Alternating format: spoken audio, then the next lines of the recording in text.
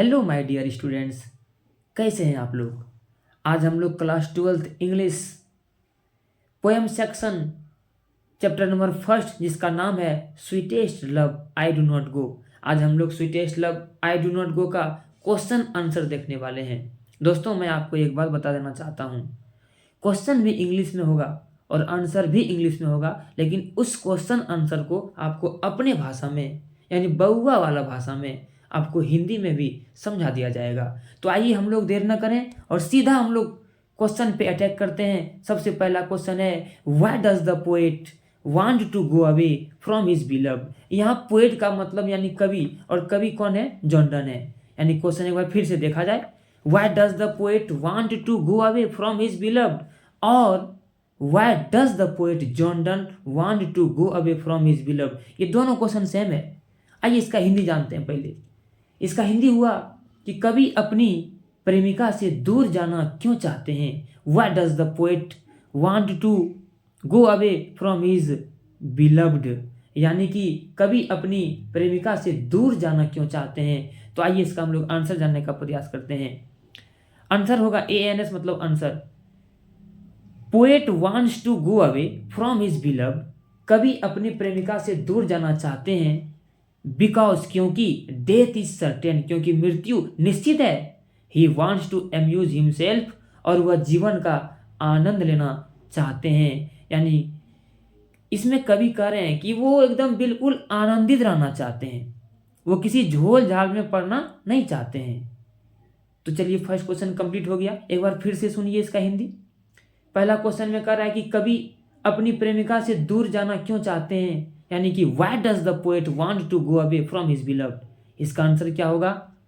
Answer होगा poet wants to go away from his beloved because death is certain, he wants to amuse himself. यानी कि इसका अगर हिंदी देखा जाए तो कवि अपने प्रेमिका से दूर जाना चाहता है क्योंकि मृत्यु, डेथ इज सर्टेन, क्योंकि मृत्यु निश्चित है और वह जीवन का आनंद लेना चाहते हैं।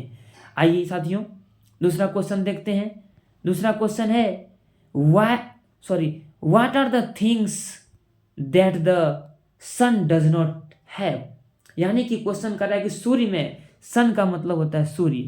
क्वेश्चन कर रहा है कि सूर्य में कौन कौन सी चीजें नहीं होती। तो आपको याद होगा, आपको क्लास में पढ़ाया भी गया था।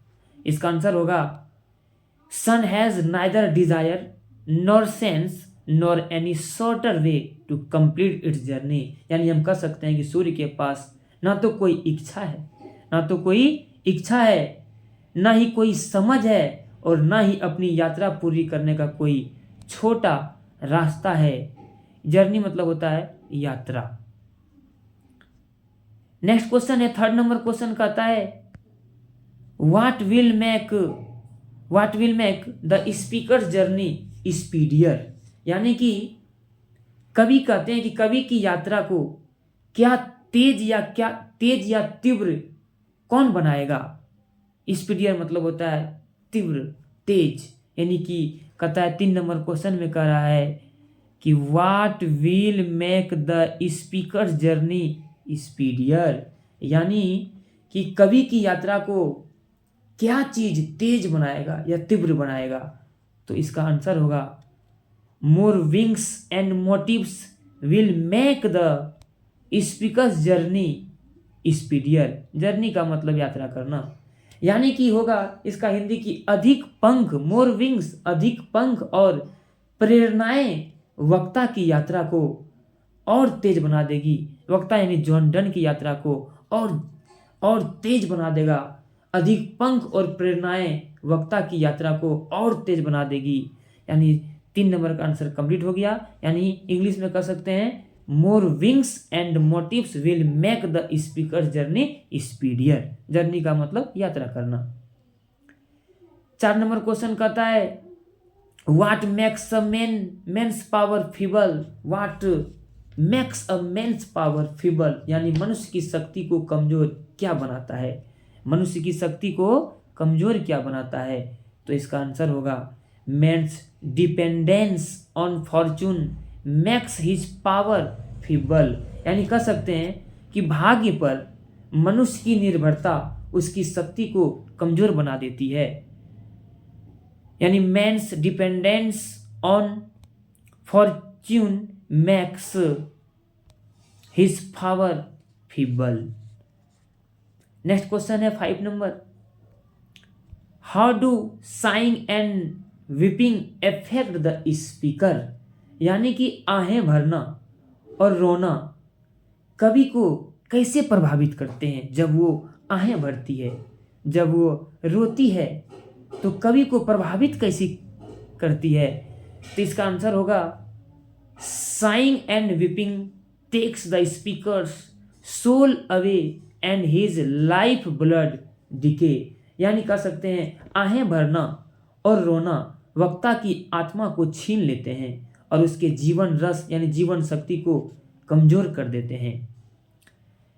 नेक्स्ट क्वेश्चन है 6 number, how does the beloved waste the speaker's life.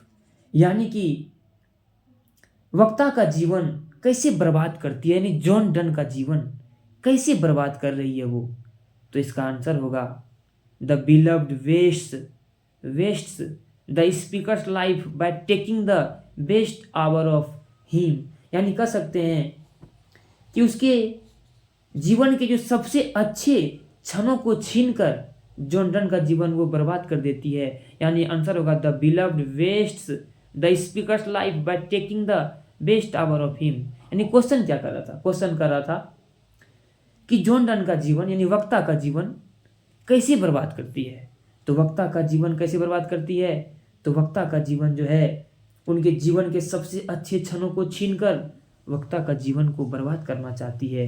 यानी the beloved wastes the speaker's life by taking the best hour of him. Next question and last question, in what will the lovers remain United. In what way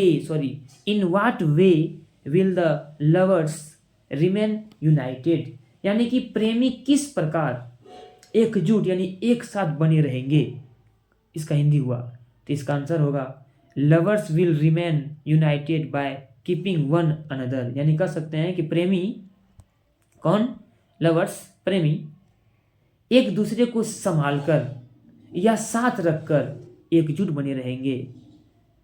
तो thank you, आपका question answer complete हुआ। अब इसको 3-4 बार देखिए, आपको ज़्यादा समझ में आएगा।